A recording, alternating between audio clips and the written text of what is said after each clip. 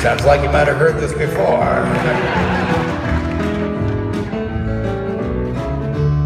I know I have.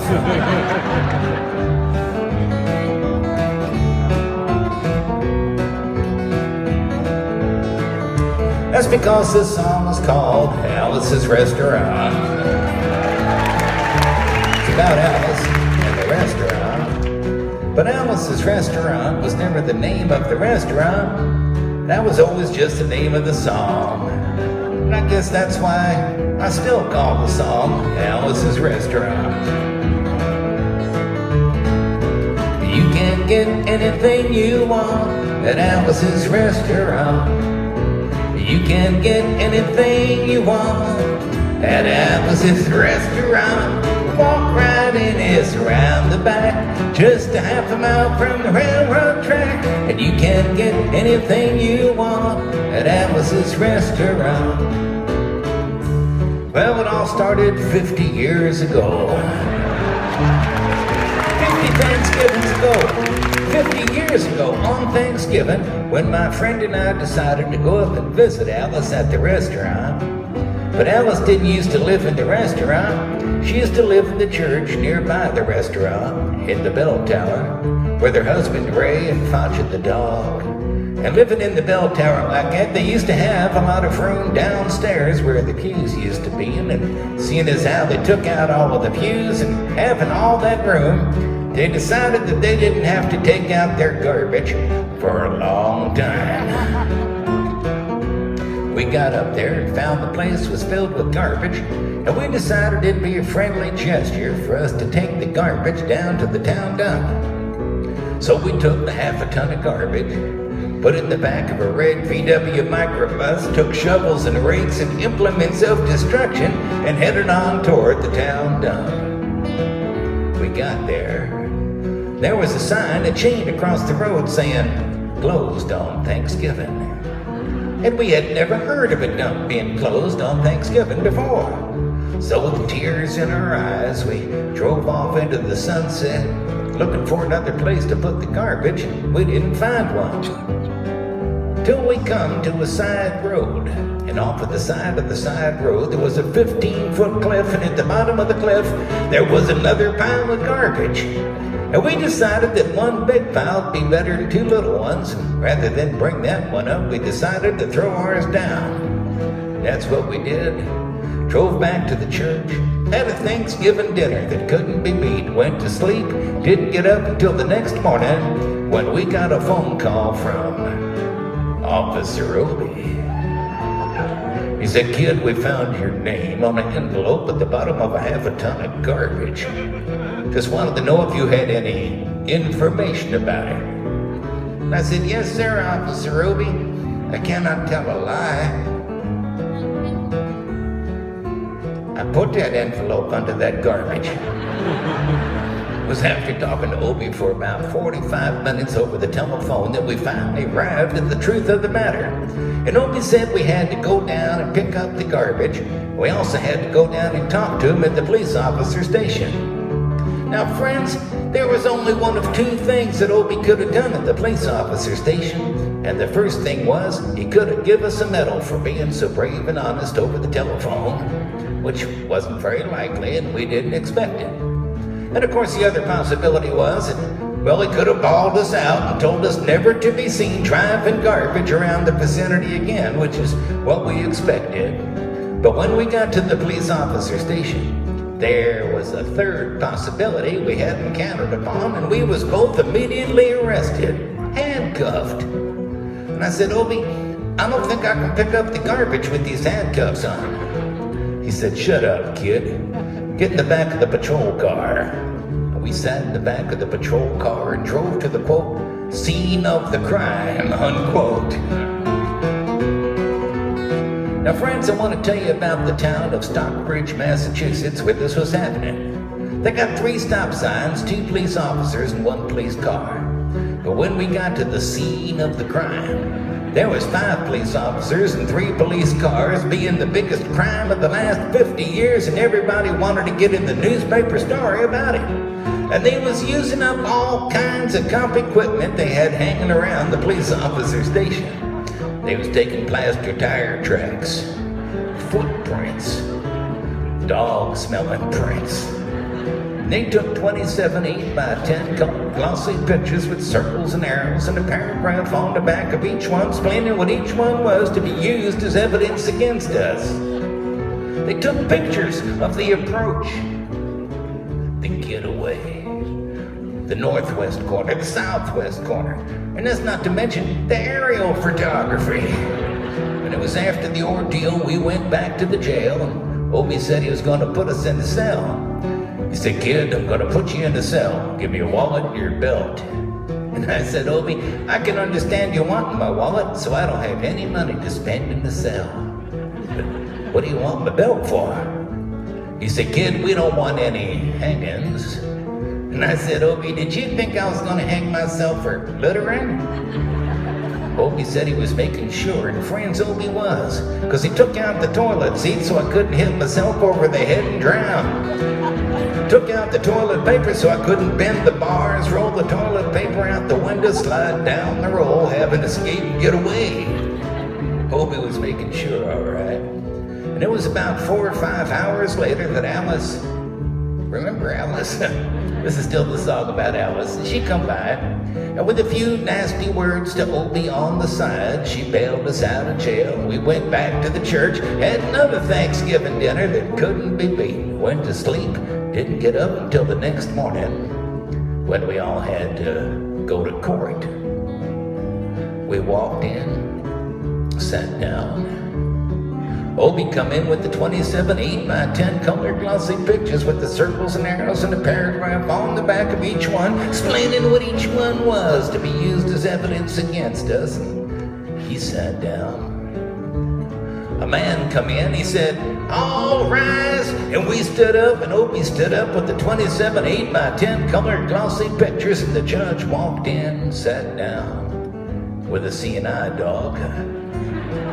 He sat down. We sat down. Obi looked at the CNI dog, and then at the 27 8x10 colored glossy pictures, and looked at the CNI dog. And Obi began to cry, because Obi come to the realization that this was a typical case of American blind justice, and there was no way the judge was going to look at the 27 8x10 colored. Well, it didn't matter, because we was fined $25 each, and we had to pick up the garbage in the snow. But of course, that's not what I came to talk about so much. Just thought I'd mention it. Thought tonight I'd talk a little bit about the draft, and for those that don't know or weren't there or can't remember, back in those days, we used to have a thing called the selective service system, which meant that when you was a guy and you turned 18, you had to register with the selective service so that you could select some kind of service that might be of interest to you. If your choice was none of the above, they would help you by making a selection for you. And to do that, they had buildings all across America where you had to go in, get injected, inspected, detected, infected, neglected, and selected. And I remember I had to go in there for my physical examination one day. It was a long time ago, Whitehall Street, New York City, and I got good and drunk the night before because I wanted to feel my best when I went in that morning. I wanted to feel like, I wanted to be like the all-American kid when I went in that morning. I was hung down, I was brung down, I was hung up, I was all kinds of mean, nasty, ugly-looking things. And I walked in, I sat down. They gave me a piece of paper, said, "Kid, see the psychiatrist in room 604. I went in there. I said, "Shrink, I want to kill. I want to kill. I want to see blood and gore and guts and veins in my TV, dead, burned bodies. Kill, kill." And I started jumping up and down, yelling, "Kill." And he started jumping up and down with me, and we was both jumping up and down, yelling, "Kill, kill, kill, kill." Till the sergeant come over, pinned a medal on me, set me down the hall, saying, "You're our boy." I didn't feel real good about it. But I proceeded on down the hall, getting more injections, inspections. all kinds of stuff that they was doing to me at the thing there. And I was there for 2, 3, 4, 5 hours. I was there for a long time, going through all kinds of mean, nasty, ugly things, and they was injecting every single part of me, and they was leaving no parts untouched. But I proceeded through until I finally come to see the very last man. I walked up, I said, "What do you want to see me about?" He said, "Kid, we only have one more question. Have you ever been arrested?" And I told him the story of the Atlas's Restaurant Massacre with 5-part harmony, full orchestration, all kinds of other phenomenon. He stopped me there. He said, "Kid, did you go to court?" And I told him the story of the 27 8x10 colored glossy pictures with the circles and arrows. And he stopped me again. He said, "Kid, I want you to go over and sit down on that bench that says Group W. Now, kid."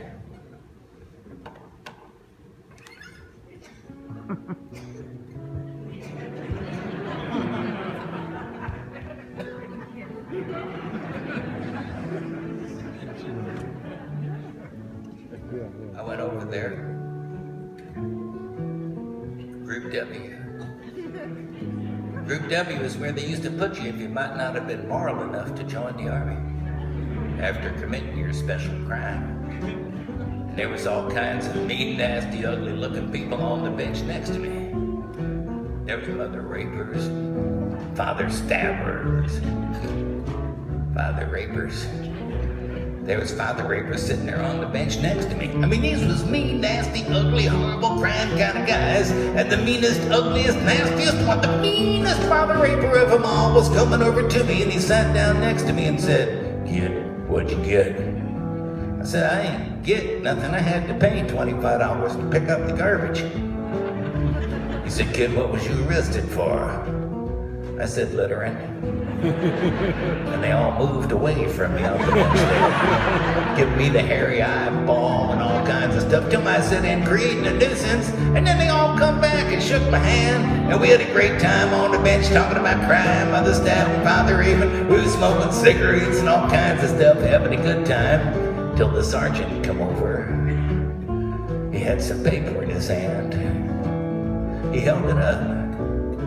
He went like this. He said, "Kid, just picked up 47 words to the other sentence. One more time, the crime detail, crime, you gonna say, pretend truth about the crime, arresting officer's name, kind of thing, kind of saying." He talked for 45 minutes, and nobody understood a word he said.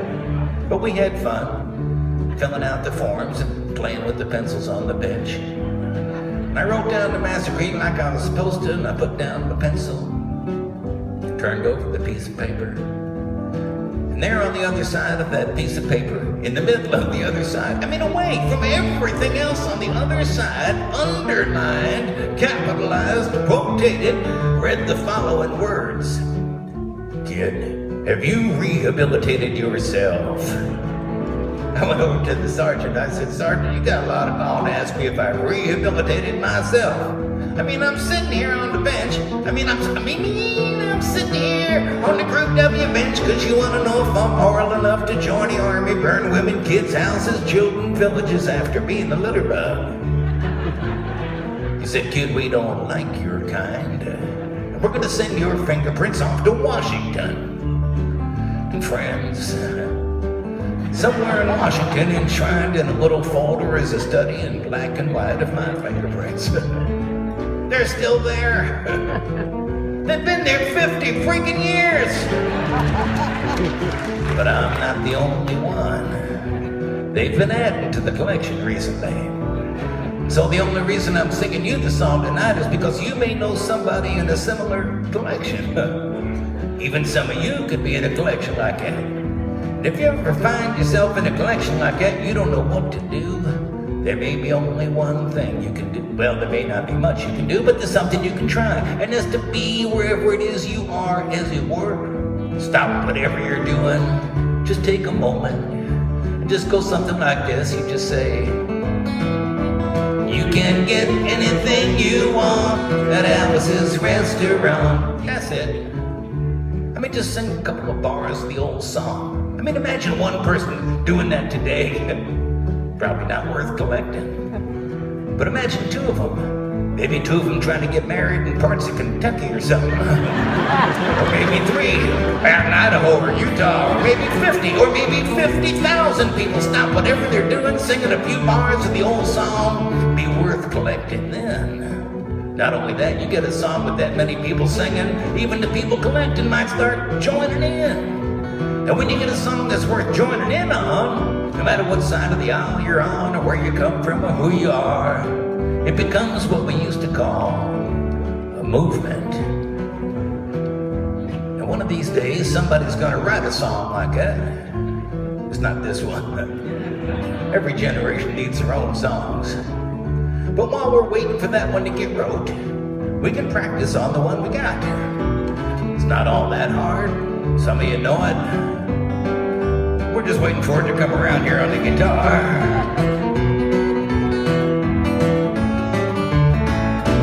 You can get anything you want at Alice's Restaurant.